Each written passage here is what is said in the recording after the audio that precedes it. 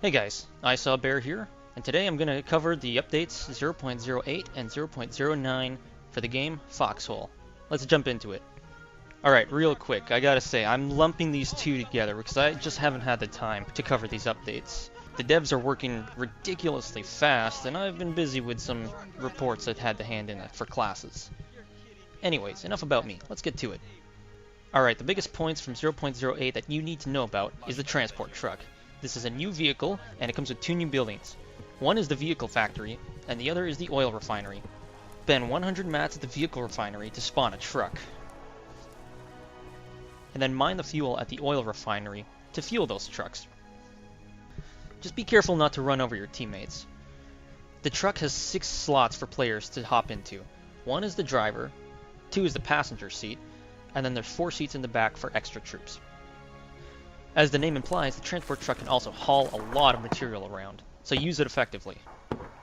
The other big addition to the game is soldier supplies. Now, instead of just randomly spawning at the nearest campsite and or outpost, you can now choose which site you spawn at. The caveat is that each site has to be supplied with soldier supplies. You can create them at a supply station, but they need to be constantly fed into outposts and or campsites. 1 supply equals 1 spawn. When the supplies run out, you can't spawn there anymore. This is great because now that means you can set up ambushes and cut off enemy supply routes. Other changes include the following. Now, no matter where you spawn, you will always spawn with a rifle, 3 rifle ammo, a pistol, 3 pistol ammo, and a hammer. You don't get to spawn with grenades anymore. You'll have to go to the armory for those.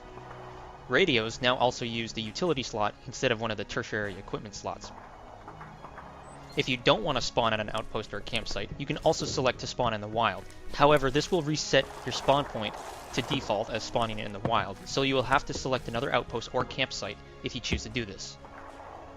Spawn timers have also been decreased. There's a few other game balances, but I'll leave the link for the full patch notes in the description. Next up is update 0.09. The major changes for 0.09 are that the map was significantly increased, adding a ton of new areas to the east and to the west of the abandoned ward. The player limit was also raised to 120 to accompany these changes. To further increase the scope of the battles, outpost limits have been increased from 5 to 10. When update 0.08 came out, trucks had a bad habit of just killing players on contact. Starting now, trucks won't be as powerful anymore. Players can also no longer enter trucks when encumbered, because before it allowed players to store extra supplies on their character and enter the trucks. Manufacturing materials and buildings now grants XP. This is great for the logistics companies who work very hard to give your teams the logistics and supplies they need. Players are now prompted with a warning before taking over a truck that was recently used by another player. Guess that means I'll feel bad every time I go on a hijack spree now. There's some other updates you should take note of. Most of these are game balances in the form of material costs either getting increased or decreased on certain items. I'll just go over a few of these real quick. Green ash grenades are reduced from 15 mats to 8. Gas masks are increased from 5 to 8. Mortar range has been increased by 20%. Heavy MG range has been increased by 17%. Heavy MG ammo has been increased from 32 to 50, which makes a lot more sense. And the SMG damage has been increased by 20%.